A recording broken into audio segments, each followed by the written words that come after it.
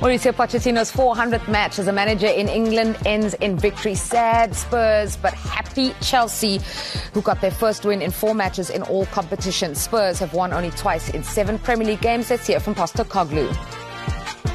Well, Ange, better second half, but you looked so disappointed, so angry with your players first half. What did you see that you didn't like?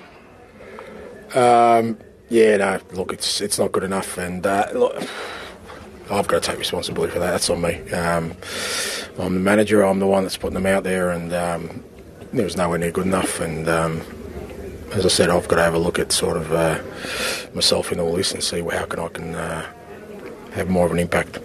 So, just on what you're saying there, where do you feel as manager you've fallen short? Well, when we put on a performance like we did in the first half, it means obviously my message isn't getting through. So that's for me to address. Okay. What was the message that didn't get through? Come on, mate. We didn't play well. I mean, what do you want me to sit there and write your dossier on where we went wrong? Like I said, I'll take responsibility. We were poor in the first half. Still think their goal was a foul, but no one cares about that. And but we didn't deserve anything more than that. And like I said, that's on me. Okay. Are you just looking for a bit of fluency in midfield? Have you got a few too many that have all lost form together? We definitely lost some conviction and belief in our football, for sure.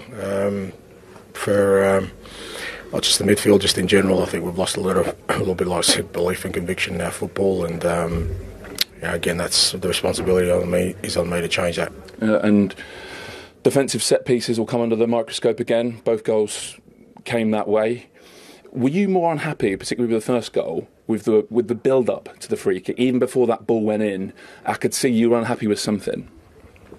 Well, like I said, I mean, look, I thought their goal was a foul, but aside from that, it wasn't about conceding the goal. It was about our approach to our football, and we're just nowhere near good enough. We're nowhere near as positive as we need to be, and again, that's on me. Okay. Look, and I know you said in the build-up to this you weren't concerned about set pieces. I think you said you weren't interested. Genuine question.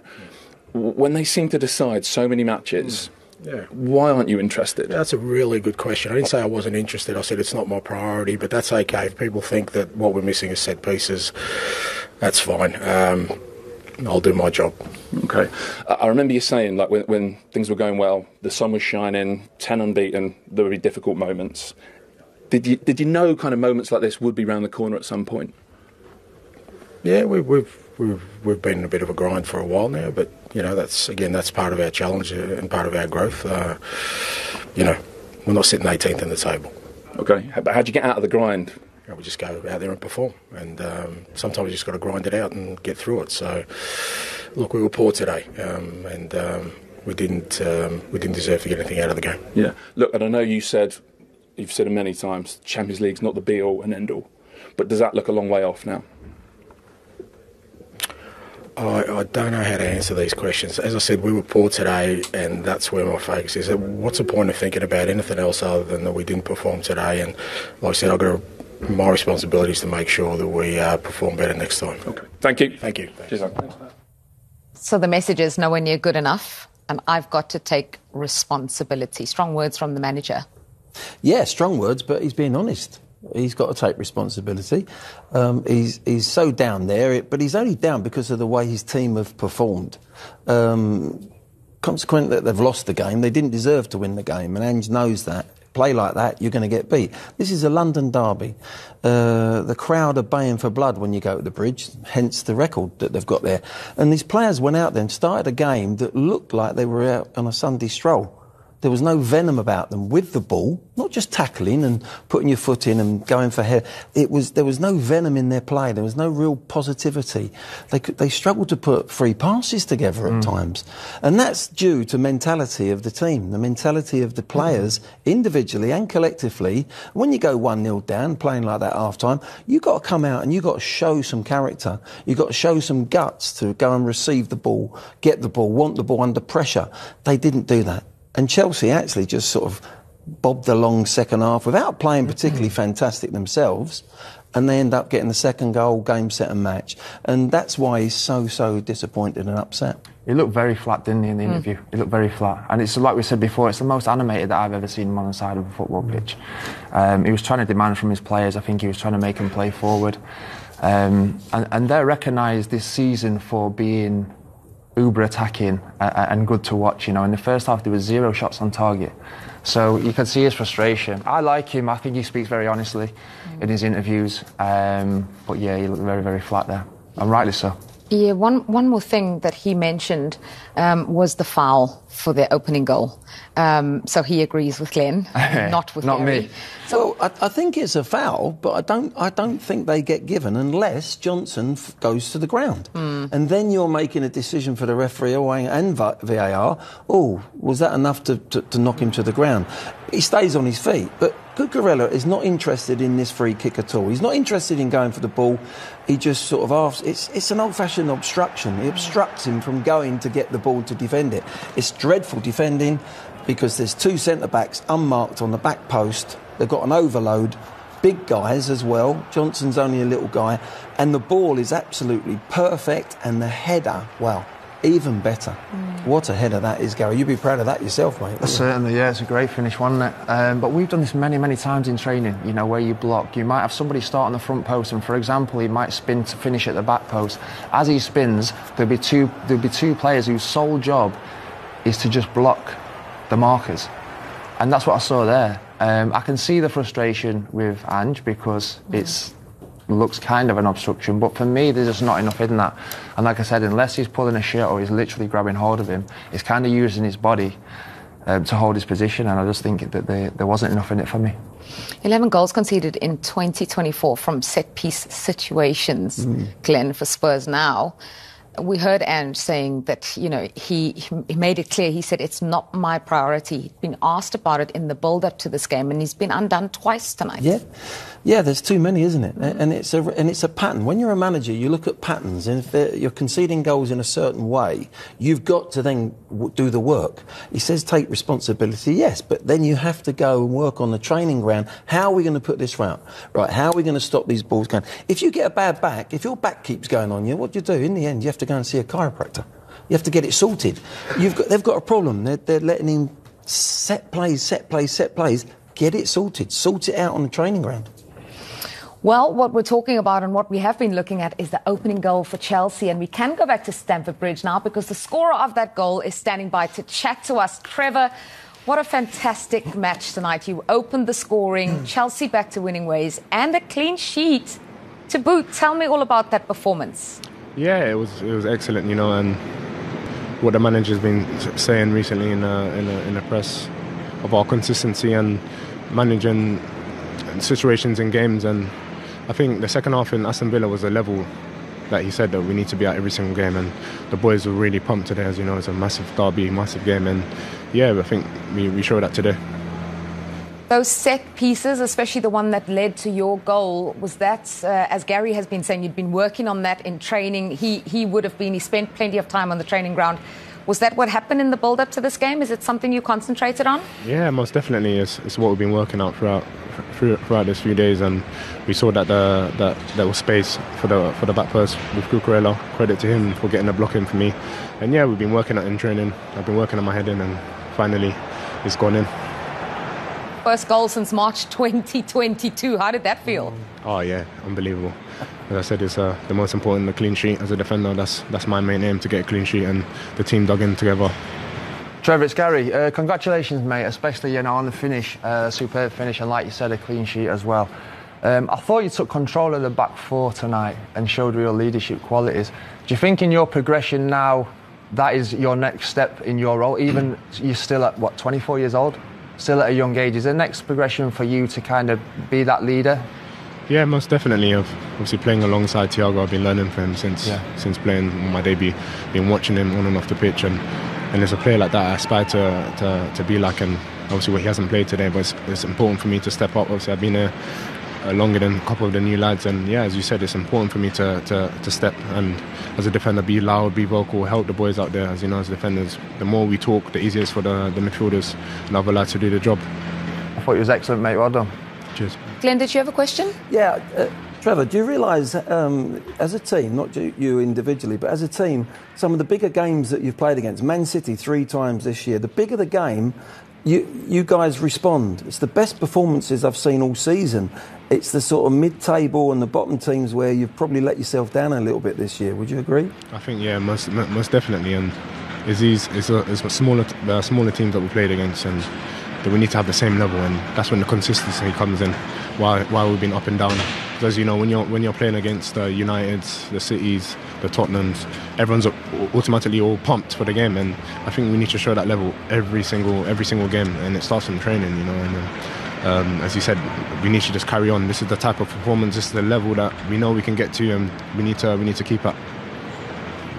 Yeah, Trevoh, just final question. The second goal, it was scored by Nicholas Jackson, we know that. But talk about Cole Palmer, because he has that initial free kick, it hits the woodwork, and just his overall performance and what he's meant to Chelsea this season. Oh, yeah, Cole has been unbelievable. I think no one really expected that. And you can see the levels in training. But what you see in games is not a surprise to us, because in training is exactly the same. And obviously, we all thought the free kick went in, but as strikers, you know, Nico was alive to it. He was first there, and so yeah, it was good. All right, enjoy the victory. Thank you so much, Trevoh, for your time, and well played today. Cheers, thank you. Trevoh Chalobah there, player of the match officially. He scored the opening goal and was part of that back line that kept a clean sheet. Spoke very well too. He did, yeah, and I mean a lot to him. You know, he's been at the club since a young boy, so he knows what that club's about.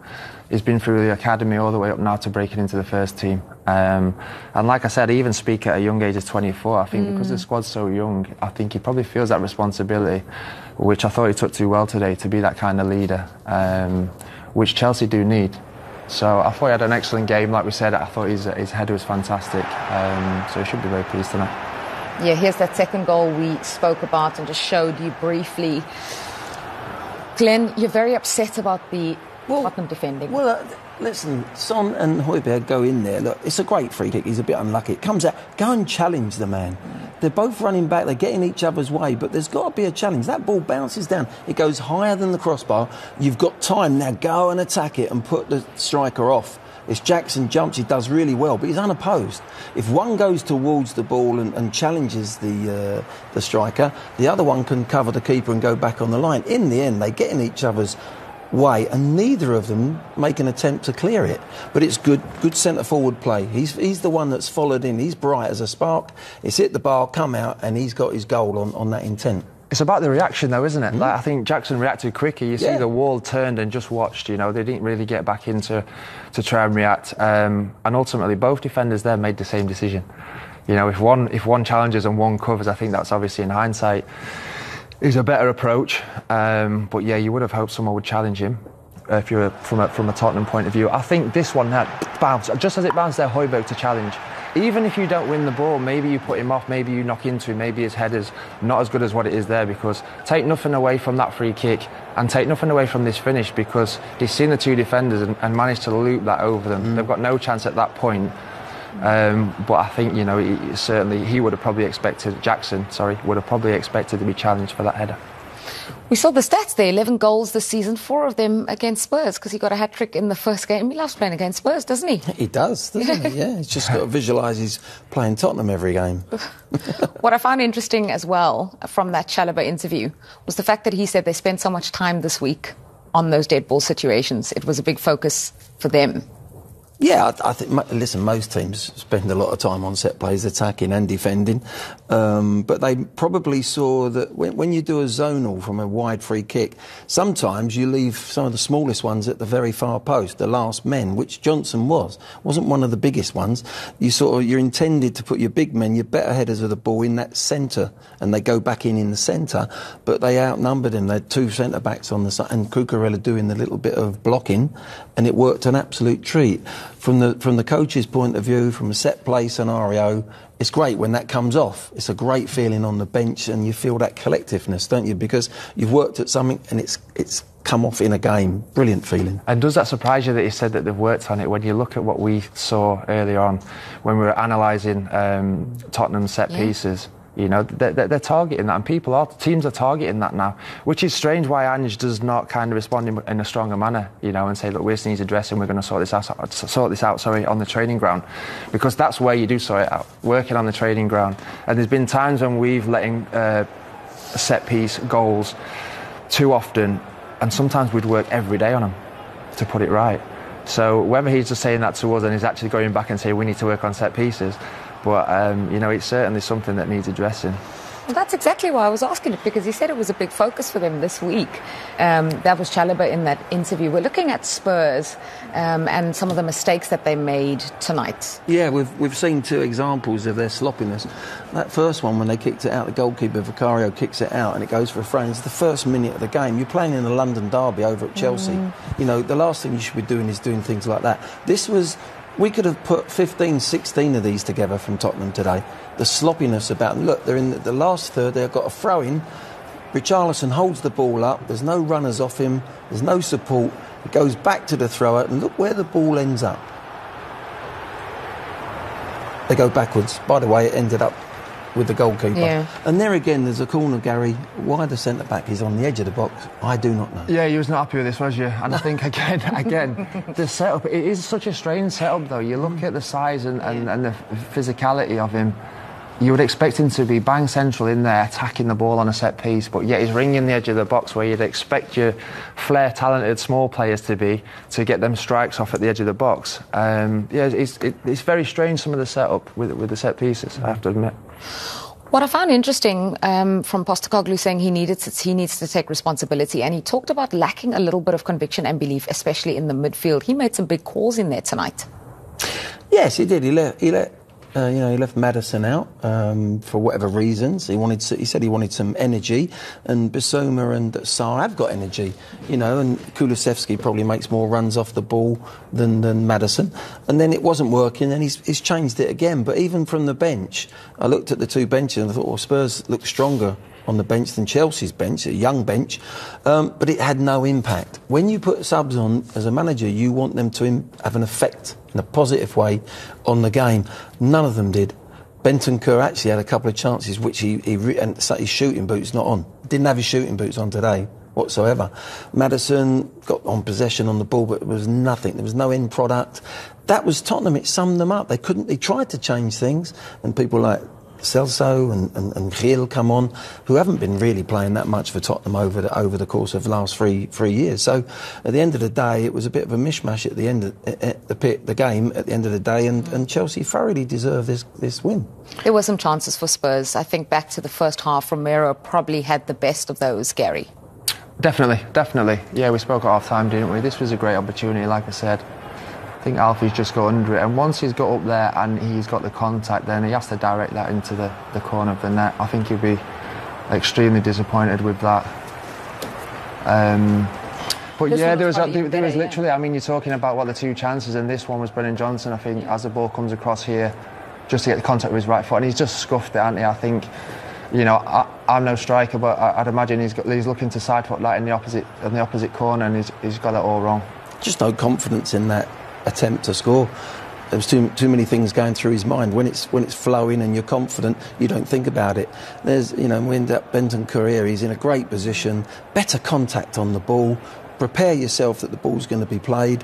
It sort of looks as if he's a little bit shocked. Look, he's in a great position. Yeah, there's no conviction there. Put that in the bottom corner, and Spurs, you know, it's a nasty finish for Chelsea. It didn't happen for Spurs today. Yeah, I think that ultimately there's a lot of Tottenham players that are performing below the levels that there was at the start of the season, and I think that's obviously a frustration for the manager. He's made changes. He's left Maddison out today, but then he's made 3 changes early in the game, which just shows, you know, he's trying to find form, he's trying to find players that are going to go and give him something and change the game. And I think there's quite a few players that have hit, bad form at a crucial time, really. Yeah, let's get more post-match reactions to this defeat from a Spurs point of view. Here's Micky van der Ven. Well, Micky, over the season, Tottenham have set high standards for themselves. Did you fall below those today, as a group? Yeah. Today was not a good performance for us, and I think we can do much better, play much better football, and today it was not good enough. Okay, what was missing? Yeah, the first half we don't even try to play. we try to build up, but we don't even come out. And when we came out, we don't really push forward. I think we didn't create even something the first half. And then the second half, you want to come out stronger and want to play. And I think we tried to play also the second half, but there was not that confidence today to make the goal. I was just going to ask, sometimes teams get in ruts and confidence goes. Is that where you are as a group right now? No, I don't want to say our confidence is gone. And Sunday's a big game upcoming, and it's important we cover well and we take a look back at this game, and we have to bounce back better, of course, for the weekend. It's another couple of goals from set pieces. Does defending them, I know that the second one with the shot on goal is slightly different, but does every kind of ball that goes into your box from a set piece at the moment feel like hard work to defend? No, because we know what to do, but every ball goes in at the moment, and it's not falling on us. And of course we have to watch back on it, and it can't happen that, of course, 2 goals again are coming for set pieces, so we have to work on it again, and we have to look back on it, but it's not that every time when they have a set piece I'm like, this is going to be a goal or something. And listen, you'll be expecting this question. A couple of months ago, you looked good for the Champions League. Does that now look and feel a long way off? Yeah, of course it's going to be difficult. We lost now 2 games in a row. Also after this game, I don't really want to look up to the Champions League because we didn't have a good performance today, and it's important we play a good game on Sunday, and we play the upcoming 4 games a good game. I think that's the most important for us right now. Listen, thanks for coming out. Thank you. All right, Van der Ven talking about Tottenham's Champions League hopes, just confirming for you on the table they're 7 points behind Aston Villa. In this run-in, it is going to be extremely difficult, and he said as much. He said, our confidence is not gone. Didn't want to say that, but he just said it's incredibly difficult now, that top 4 spot. Well, I think that confidence has took a blow. There's no doubt about it. They've lost, 2 London derbies at home to Arsenal and today against Chelsea. So that's a blow anyway.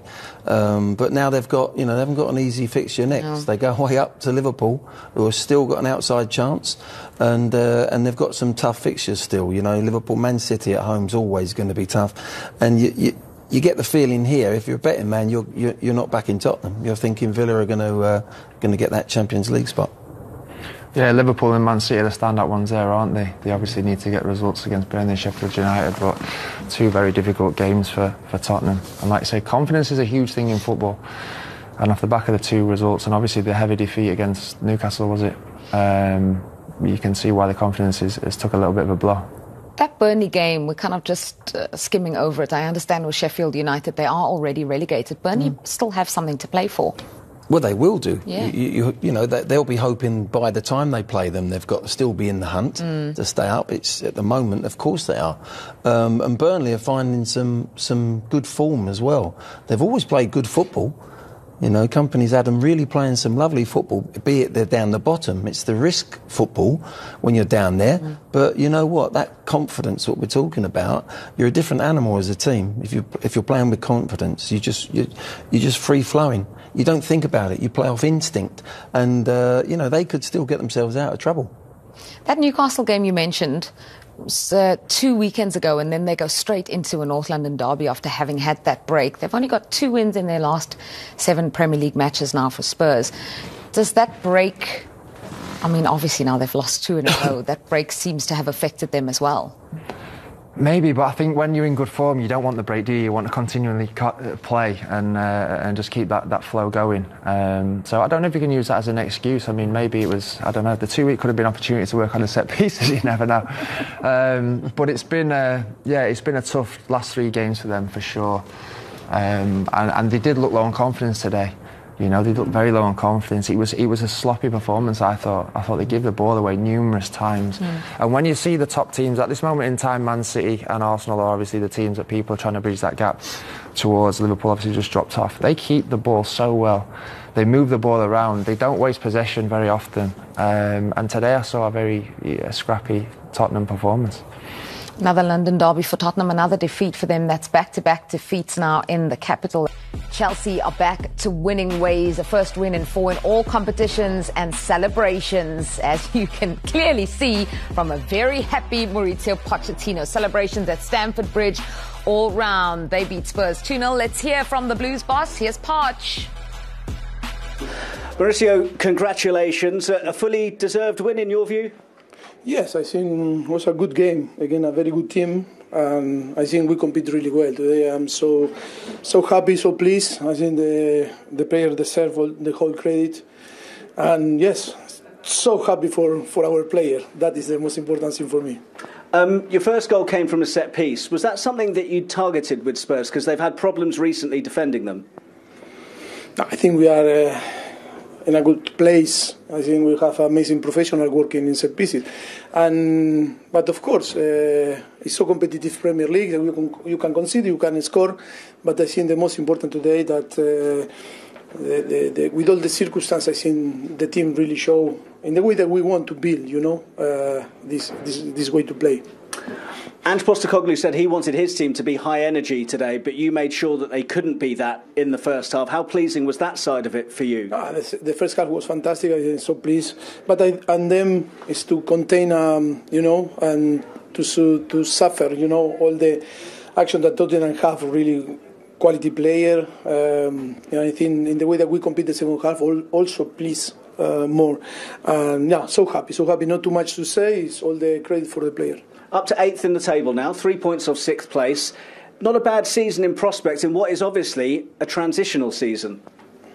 Yes, I think you can say that. Everyone can that understand a little bit football can appreciate and see the way that we are working with too many negative things, too many difficult circumstances, but that we have, because we prove in England after 10 years that always we never give up, and we have the capacity, always to find the positive thing to keep pushing. And I know that you said this was going to be an emotional night for you, given your connections with Spurs. How was it on the emotional front, getting the win against them? To be honest, I was directly to the referee, my player, and then inside I didn't see nothing. Sorry. But just finally, this can help with the fans as well, because you know what a big game Chelsea against Spurs is. So for you to help win them over? No, I don't know. I cannot talk about the fans. Reactions from Pochettino after Chelsea's victory over Tottenham. They've been dominant over their rivals from the north of London, and that continued tonight. They drew with Aston Villa, lost to Arsenal, beat Everton 6-0, and then also conceded so many goals. A rare clean sheet for them tonight. That's the second clean sheet they've kept in 8 Premier League matches. So that for you, I know, is a huge positive. Yes, it is. Yeah, it's a great night for them, isn't it? A clean sheet, 2 goals against a rival. So yeah, they'll be delighted tonight. But it's certainly something I'm sure obviously they'll look to address. Working in the summer and into next season. It's too many goals to concede in a season. To give yourself half a chance of being up there, you need to eradicate that. More goals already conceded at this stage of the season than they have in any full Premier League season so far. And that's what you're talking about. Just from Pochettino's point of view, he said he was so happy and so pleased tonight. What a difference a couple weeks makes, because the picture looks so different now for Chelsea, doesn't it? Yeah, I mean, you look back about 6-7 weeks ago, there was little whispers that is he going to lose his job? I'm really pleased for him, because I like Mauricio. He's a great man. He really is a nice man, and I'm pleased to see him turning it round. Actually, he's got that consistency in results. I think he'll prefer some consistent performances. As I've said, strangely enough, they've performed very well against the better teams in the league, and the cup games they got up for, they really could have easily beaten City in the semi-final, the FA Cup. So although they could end up in Europe this year, which would be a real bonus for them from where they were 6-7 weeks ago, I think he'll be absolutely delighted with the way they're playing, and there's a foundation, there's a stepping stone for next season, and there will be more progression next season. That's, I think, how he'll be looking at it. If European football comes along, that's a bonus. I'm going to take a closer look at one aspect of Chelsea's play tonight, and that's the role of Marc Cucurella. I think you're going to lead us on this, Glen. What he was doing and how that freed up Cole Palmer. Yeah, tactically it was something quite different. They did it in the second half against Villa, and they totally dominated the game. But we see Cucurella going. He's not the only left back that's gone into that midfield area. But the key to it, the reason they've gone in there is because Palmer played on the right-hand side in that little pocket there and was free to make little runs and get 2v1s against Emerson Royal. And that was very clever from Chelsea. I think that surprised Tottenham. The midfield couldn't get hold of Palmer at all. Again, Cucurella goes in there, makes the spare player. 2 Tottenham players go in there and mark him. Look, there he is, free as a bird, and he's hurting you in them positions. And that's when they were very progressive. That was tactically very good for them tonight from Chelsea, and the slight change, which I think they learnt from the second half when they were 2-0 down against Villa. It is quite different for Chelsea to do that as well. I think we're very used to seeing the likes of Man City do that with the full-backs. So it is a different tactic from them tonight, which I thought, like you said, worked very well. Also, you know, the Tottenham player has to go back in and track him, which just leaves the one up top, which, you know, the 2 centre-backs can control. But you're overloading that midfield, you're putting an extra body in that midfield and allowing, like Glen said, Palmer to get in them little pockets and be clever in their moments. Normally where you see Palmer's map, it's all over the place. It's left, it's right, it's centre, it's dropping in. Mostly there, it's on the right-hand side of the pitch, and Cucurella's is really in the central positions. Obviously he had to do some defending at times as well, but that was clever from Chelsea, it really was. Yeah, just looking at Cucurella's 72 touches and Cole Palmer and what we were showing you, where majority of that was happening. Let's look at the fixtures that Chelsea have left, because as we showed you in terms of the Premier League table, they're in the conversation for Europe. I suppose that all depends on what happens in the FA Cup, because, you know, 6th could be good enough to qualify for a European place. So we're looking at the fixtures that they've got remaining and their run. And this is Chelsea. I was probably a little bit negative earlier, to be honest. Obviously, they're in the conversation now, for sure. So we'll see. And they are winnable games, you know, for Chelsea. If they go out and perform similar to what they did today, they are definitely 4 winnable games for them. So, you know, let's see how the rest of the season plays out. It's never easy on paper. Every game in the Premier League is difficult. But those 3 teams there, West Ham, Brighton and Bournemouth, they're bobbing along. They're in that central position there. You know, obviously Forest are fighting for every point they can get, but, you know, it's a nice time of the year to play those 3 teams that can't go really up, can't go down, and they're just waiting for the end of the season. We're going to get more post-match reaction after this victory for Chelsea. We're going back to Stamford Bridge to hear from the keeper. Here's Đorđe Petrović. Tunnel on the final whistle, there were lots of happy shouts, joyous cries. I mean, how does that feel to win that game like that? Yeah, it's an amazing feeling, because this is one of the biggest derby in the league, and also the London derby, and we are very happy to because we made a win today, and also with a clean sheet, and that feeling is amazing. Tell me about the first half. I mean, you were a virtual spectator. How good was that first half, especially? Yeah, we had a very good first half. Yeah, we played very well and we controlled the game. Also the second half, for me, we controlled the game, and they start to play more aggressive. But I think we defensively as well and offensively we did a very good job. I could pick out a number of players, but someone we talk about a lot is Cole Palmer. You've obviously played with him for a long time this season. How impressed have you been? Just how does he keep producing these moments of magic? You asked me about the Cole? Yeah, Cole bring a lot of points for us, and yeah, he made in the match in April. He had the two amazing ones. So yeah, we very appreciate because we have him, and he's also the very nice guy, and we are very happy to have him. Chelsea scored a goal in each half tonight, but we just heard from Petrović, the keeper there, that it was really the first half, Gary, that they dominated and where they were outstanding. Yeah, they were. They set the stall out in the first half, and like we said, they performed very well. There was a lot of energy about the squad, and nullified Tottenham. I was talking before about the front four, and I thought that was going to be the battle. You know, the back four for Chelsea, who have not played many games together, up against, you know, 4 established strikers that can cause a threat, and it was a total opposite. Chelsea's back four was in control, nullified the threats. Yeah, and went from strength to strength. Very different to on the weekend, where they were better in the second half against Villa. They came out and they were better right from the get-go. Yeah, but that's the result. They were 2 down against Villa. They changed a couple of things. They put Cucurella in there. And also, you know, when you're 2-0 down, the chains come off. It's easier sometimes to play. You're not happy that you're 2 down, but it's easier to play. You've got nothing to lose. And today, I thought they were very professional second half. They've come in, they've gone we should be 3-0 up. We're not. And we've dominated Tottenham first half. They've not got through us. They've played in front of us all day long. They're going to come out and play a little bit better, which they had more possession. But Chelsea were very professional in the sense that you can play in front of us, you're not getting in behind us. And then they said, we'll hit you on the counter, we'll just play our game and be sensible. That, to me, is Chelsea learning. Those youngsters are learning and they're progressing slowly but surely. Yeah, it's a good point. It's about managing the game, isn't it? And you're going to go 90 minutes, for example. You said at half-time, didn't you, Glen, that you expected that Tottenham was not going to play as poorly in the second half as they did the first half. It didn't get a great deal better, but they started the second half better. And Chelsea managed that situation. You know, there's going to be elements in the game where you are up against it a little bit and you have to manage them situations, which I thought they did very well. Obviously, they get the second goal and it's dead and buried at that stage. Right, we've heard from one goalkeeper now. We're going to get post-match thoughts from the goalkeeper on the other end. Here's Spurs keeper Vicario.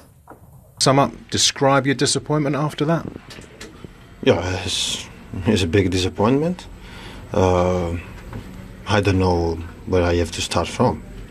Of course, we lost another game. It's tough. It's very painful now. So yeah, we just have to recover and go again on Sunday.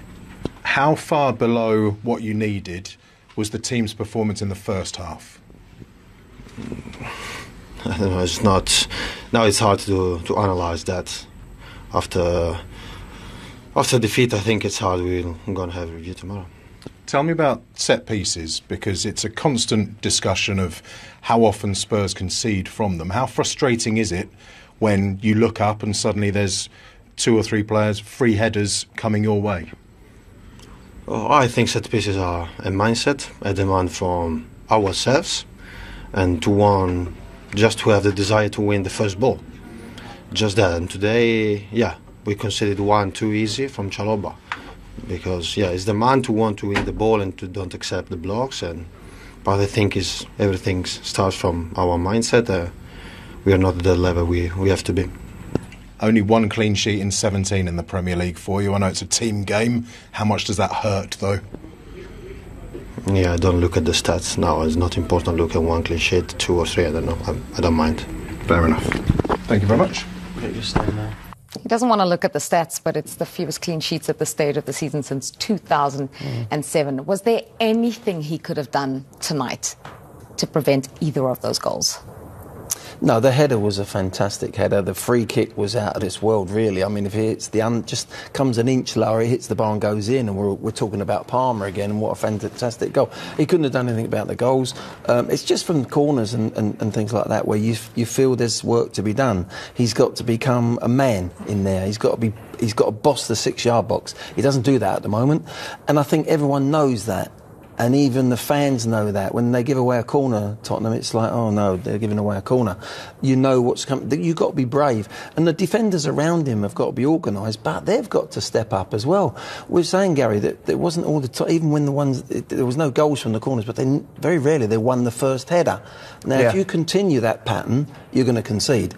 So there's a lot of work to be done there really is. But, if they're not prepared to put the work in, the same pattern is going to continue. I think one of the commentators was saying at corners he looked anxious. He looked a little bit nervous. He did in the clips that we saw before the start of the game. You know, that's the feeling that I got, and that's probably the feeling that the defenders get and the feeling that the fans get.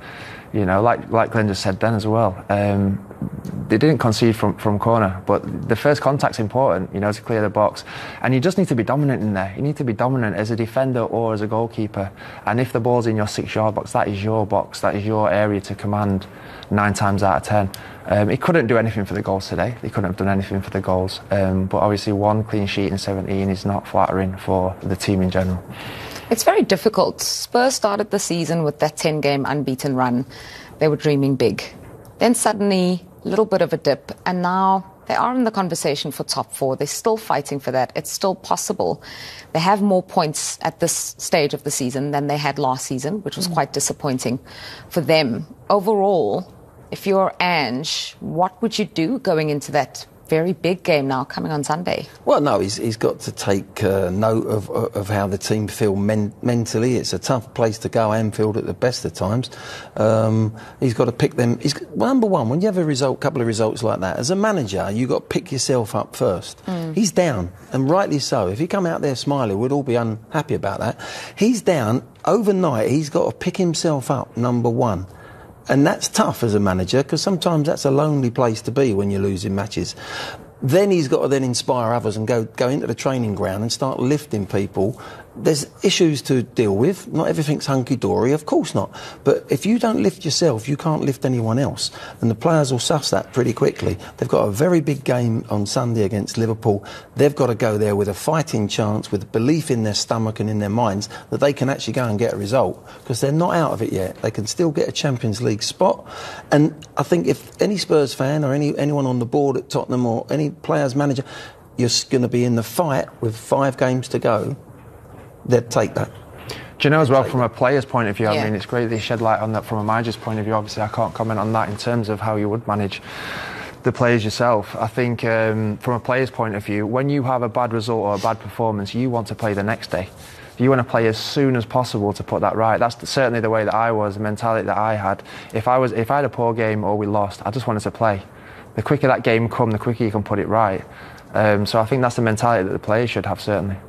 If they called you tomorrow and said, as a defensive consultant, what would you shore up before we go to Anfield, where Spurs have only ever won twice in the Premier League, by the way, what would you say to them? Oh, I would say we talk about set pieces a lot, haven't we? We have talked about set pieces a lot. You just need to stick to your role. You need to attack the ball in the box. It's a vital part of the game, which we know. I know we keep banging on about it, but it's certainly something that needs to be addressed, I feel. And organisation defensively, you know, to not concede goals, to pull people around, and the leaders that are in the dressing room to manage them situations. I think that's... I think what I'll be saying there now, they're still playing defensively and with the ball, trying to play out as if they're in that run of 10 games at the beginning of the season, when they've got the confidence about them and they're winning matches back-to-back and they're top of the league, they were at the beginning of the season. They're still playing in that pattern. They're still playing with that style, when at the moment they're under the cosh. They can't see where their next goal's coming from. They can't see where their next points are coming from. You have to then change that a little bit. We talk about plan B or plan C. You have to have a little bit of a flexibility as a team and a management. And I think that's what I would be looking at. Thinking, do we need to start the first game, the first minute there where we just showed Vicario trying to play a ball into the corner flag to Emerson, the ball goes over his head, so they get a throw. That's the wrong thing to do in the first minutes. Might be when everything's hunky-dory and you're playing really well and the confidence is up. But those defenders, they're putting too much pressure on themselves. They've got to take the defensive pressure off themselves by playing slightly different. And that's what I would be working at. Because they're not the same Tottenham. They're not the same animal they were at the beginning of the season. But this is why it's so hard to be in the conversation come the end of the season to be winning titles or to be in the top 4. Because consistency is what it's all about. Yeah. You start the season, I think the manager gets 3 Manager of the Month awards and everything looks rosy. They're in the conversation to challenge for the league, and now they're not. And that's the difference, that's the gap. To have that consistency throughout the whole season is extremely tough. Well, now they go to Anfield, still with their top 4 hopes alive. I want to look at what's coming up this weekend in the Premier League, because as I mentioned, it's the first game of May and it is a pivotal month, the end of the season. This is the run-in. We will know relegated teams, title winners, that fight for top 4 will all be decided in the coming weeks. And it all continues tomorrow night. Luton versus Everton. Talk about pivotal games in terms of fight for survival. Arsenal, Bournemouth early on Saturday.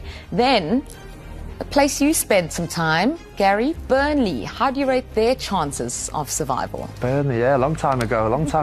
They're fighting for their lives, aren't they? Yeah. So, you know, they've got a handful of games now to try and stay in the league, which is obviously where they want to be. It is going to be very tough for them, I think. But yeah, they're fighting for their life, certainly.